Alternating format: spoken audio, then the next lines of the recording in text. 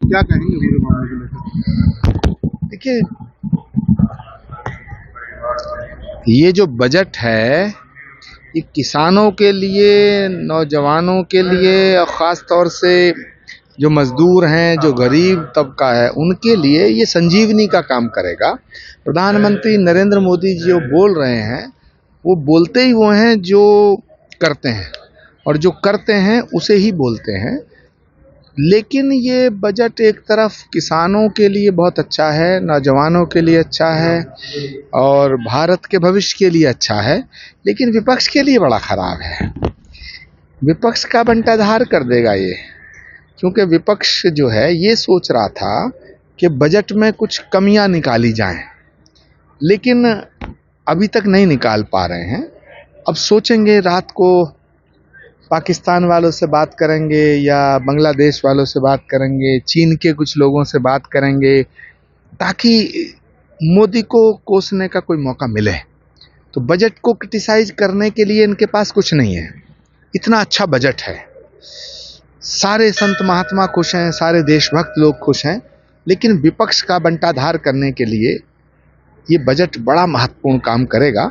और मुझे लगता है विपक्ष अब सोच सोच के कल कुछ ना कुछ नए तौर तरीके निकालेगा नरेंद्र मोदी को क्रिटिसाइज करने का। जो है वो गरीबों से काफी दूर की बात है, ये गरीबों के लिए। अखिलेश यादव जी सोने की चम्मच लेके पैदा हुए हैं। जब वो गरीबों की बात करते हैं, गरीबी की बात करते हैं, तो मुझे बड़ा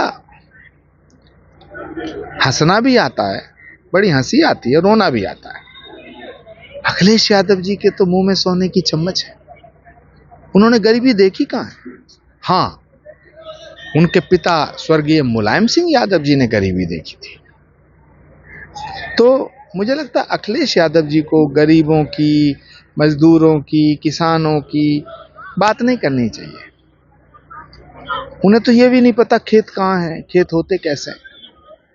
अब राहुल गांधी जी और अखिलेश यादव जी और ये जो बड़े बड़े राजघरानों के बालक हैं, अगर ये किसान की बात करें, खेत की बात करें, मजदूर की बात करें, तो ये तो बड़ी आश्चर्यजनक बात होगी। इसलिए अखिलेश जी से मैं आग्रह करना चाहता हूँ, वो गरीबी की बात ना करें।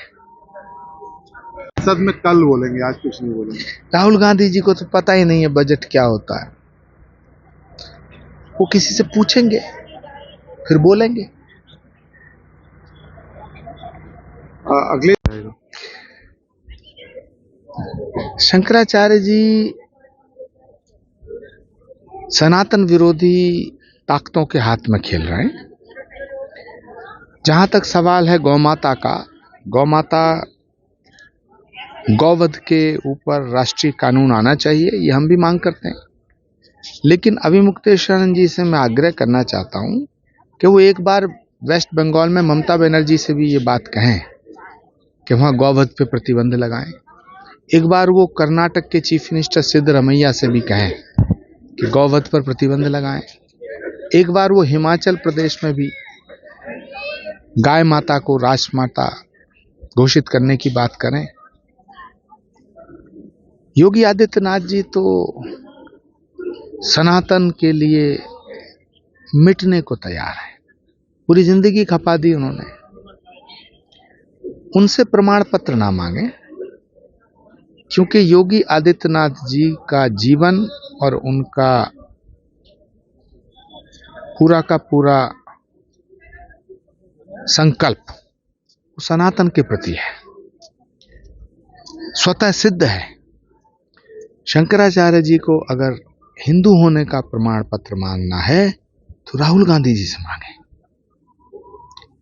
शंकराचार्य जी को अगर हिंदू होने का प्रमाण पत्र मांगना है तो अखिलेश जी से मांगे, समाजवादी पार्टी से मांगे, विपक्ष के नेताओं से मांगे, उन नेताओं से मांगे जिन्होंने राम मंदिर का विरोध किया, उन नेताओं से मांगे जो कहते हैं कि हम बीफ खाते हैं, उन नेताओं से मांगे जो भारत तेरे टुकड़े होंगे का नारा लगाते हैं। के अलावा कुछ नहीं है। देखिए, संभल के जो सांसद हैं उनकी गरीबी तो मिट गई। उनकी तो जांच होनी चाहिए कि पिछले 5 सालों में उनकी कितनी संपत्ति बढ़ी है, कहां कहां उन्होंने इन्वेस्टमेंट कर रखी है। और मैं उनसे आग्रह करना चाहूँगा कि वो समाजवादी पार्टी के तमाम नेताओं के साथ बैठकर और समाजवादी पार्टी के अध्यक्ष अखिलेश यादव जी के साथ मिलकर योगी आदित्यनाथ जी से मिलें और संभल के विकास की बात करें।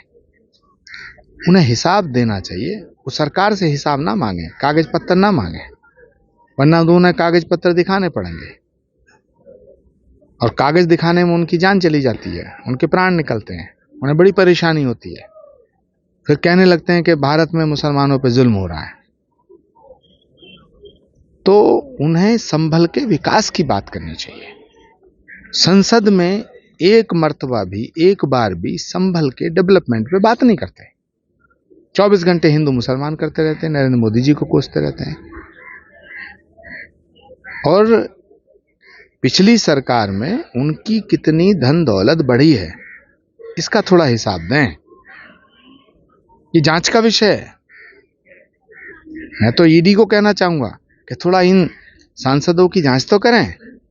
5 साल पहले इनकी कितनी प्रॉपर्टी थी, अब कितनी हो गई है। दूध का दूध, पानी का पानी हो जाएगा। वीके न्यूज, राष्ट्र के नाम।